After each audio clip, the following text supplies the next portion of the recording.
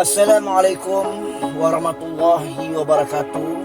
Salam hormat, salam sejahtera, salam perjuangan saya ucapkan kepada saudara dan saudari yang dihormati sekalian.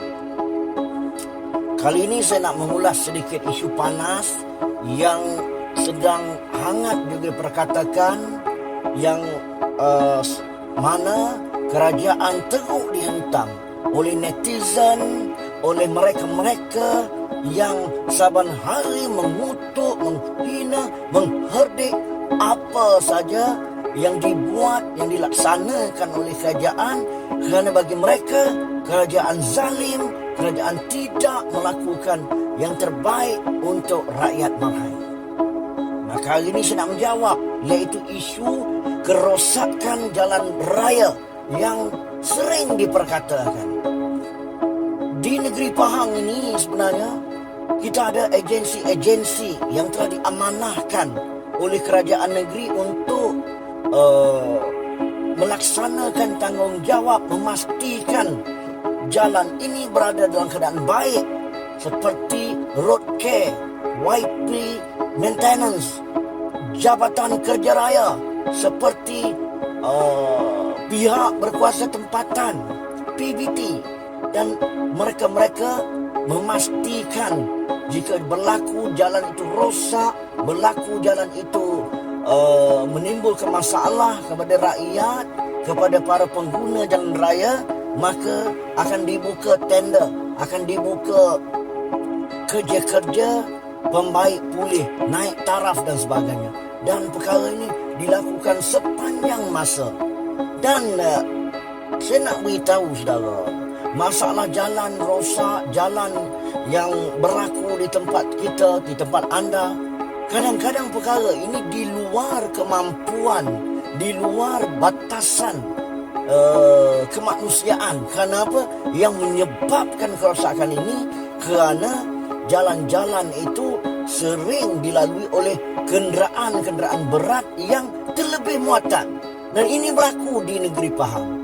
Terlebih muatan membawa kayu balak, terlebih muatan membawa biji besi, terlebih muatan membawa hasil-hasil galian ke pelabuhan dan sebagainya.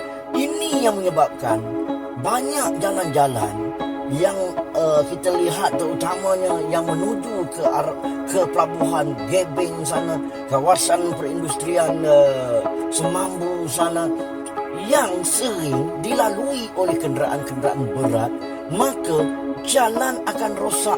Buatlah macam mana sekalipun, jalan akan rosak.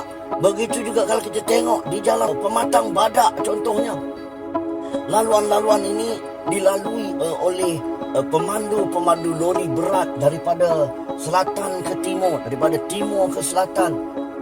Mereka lalu jalan ini walaupun telah ada papan tanda mengatakan supaya pada masa sekian-sekian tak boleh lalu, pada waktu tertentu, waktu puncak tak boleh lalu. Tetapi adakah mereka ini mengikut arahan? Kerajaan telah melakukan tindakan.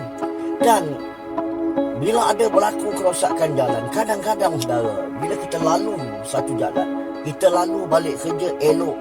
Tapi bila hujan turun dengan cuaca yang tidak menentu sekarang ni, hujan turun dan air bertakung di sana sini, menyebabkan kelembapan jalan itu bila dilalui oleh kenderaan berat, maka akan hancur, pecah dan menimbulkan kerosakan. Dan ternyata bila berlaku kerosakan ini, netizen akan viralkan di dalam media sosial. Dan saya antara aktivis yang sering memainkan isu jalan secara berhemah.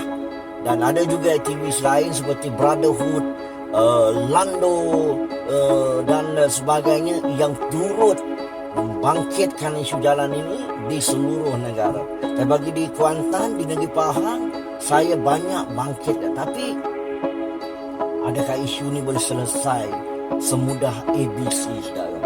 Sebab perkara-perkara ini di luar kemampuan kita.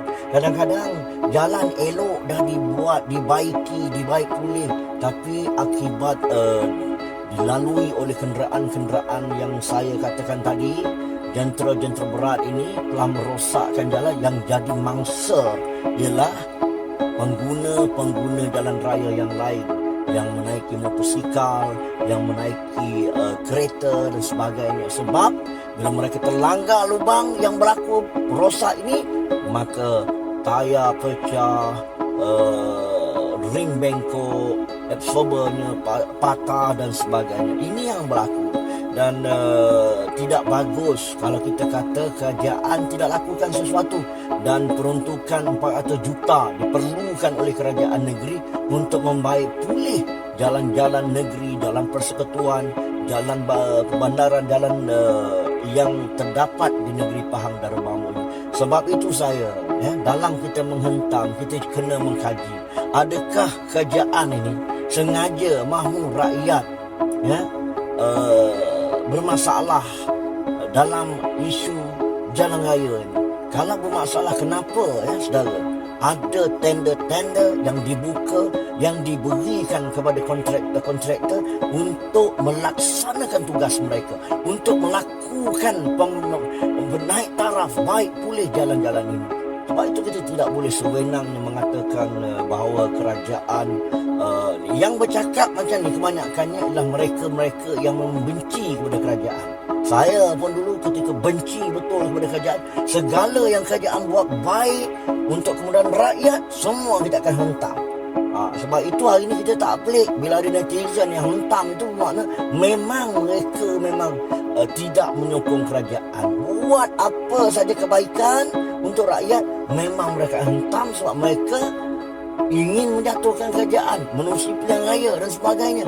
Sebab itu kita tidak boleh terpedaya dengan main. Memang betul, bila jalan rosak, kita akan marah, kita akan merasakan bahawa, tetapi kita tidak sedar bahawa perkara itu juga dipandang serius oleh kerajaan negeri Pahang, terutamanya oleh pihak-pihak yang bertanggungjawab. Tetapi bukanlah dengan serta-merta boleh dibuat perubahan, kerana perkara jalan dia berlaku. Buat hari ini, minggu depan rosak balik. Buat hari ini, minggu depan rosak balik. Buat hari ini, minggu depan. Sebab itu saya juga nak mensyorkan kepada kontraktor-kontraktor yang membaiki jalan ini supaya mengikut syarat-syarat peraturan yang betul.